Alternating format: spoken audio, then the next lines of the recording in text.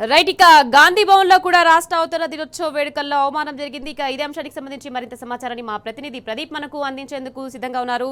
ప్రదీప్, చెప్పండి. మొత్తంగా చూసుకుంటే గాంధీ భవన్ లో కూడా రాష్ట్ర అవతరణ దినోత్సవ వేడుకల్లో అవమానం జరిగింది. దీనికి సంబంధించి అప్డేట్స్ ఏంటి?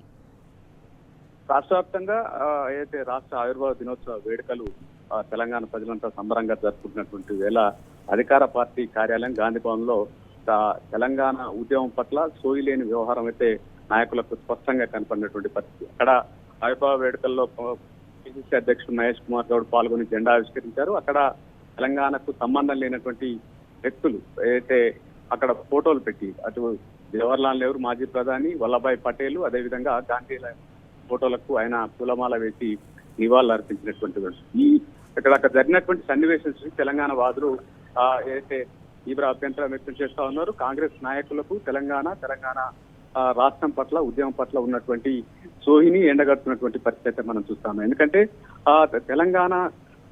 తెలంగాణను ఆంధ్రాలో విలీనం చేసింది, బలవంతంగా విలీనం చేసింది ఆనాటి ప్రధాని నెహ్రూ విలీనం చేశారు. అటు హైదరాబాద్ సంస్థానాన్ని దేశంలో భారతదేశంలో కలపడంలో వల్లభాయ్ పటేల్ వ్యవహరించిన తీరు సంబంధించి చర్చించుకున్నటువంటి పరిస్థితి. ఈరోజు రాజ్యాంగం రాసినటువంటి భారత రాజ్యాంగ నిర్మాత బాబాసాహెబ్ అంబేద్కర్ విగ్రహం ఫోటో కానీ లేదా తెలంగాణ తల్లి ఏదైతే ఫోటోలు పెట్టి నివాళులు రాసినటువంటి కాంగ్రెస్ నేతలు ఏదైతే తెలంగాణకు పట్ల ఆ రోజు తెలంగాణకు బలవంతంగా ఆంధ్రలో కలిపినటువంటి నెహ్రూ చిత్రపటాన్ని పెట్టడం పట్ల తీవ్ర అభ్యంతరం అయితే వ్యక్తం చేస్తున్నారు. ఆనాడు హైదరాబాద్ సంస్థానాన్ని భారతదేశంలో కల్పించినటువంటి పోలీస్ పటేల్ వల్లభాయ్ పటేల్ సంబంధించినటువంటి అంశాన్ని కూడా గుర్తు చేసినటువంటి పరిస్థితి చూస్తా ఉంది. మొత్తానికైతే కాంగ్రెస్ నేతలకు తెలంగాణ వాదం పట్ల కావచ్చు, తెలంగాణ రాష్ట్రం పట్ల కావచ్చు ఏ మేరకు అవగాహన ఉందన్నటువంటి అంశాన్ని సోషల్ మీడియాలో పోల్ చేసినటువంటి పరిస్థితి అయితే మనం చూస్తా ఉన్నాం. మొత్తానికి కాంగ్రెస్ నేతల అవగాహన రాజ్యం అయితే స్పష్టంగా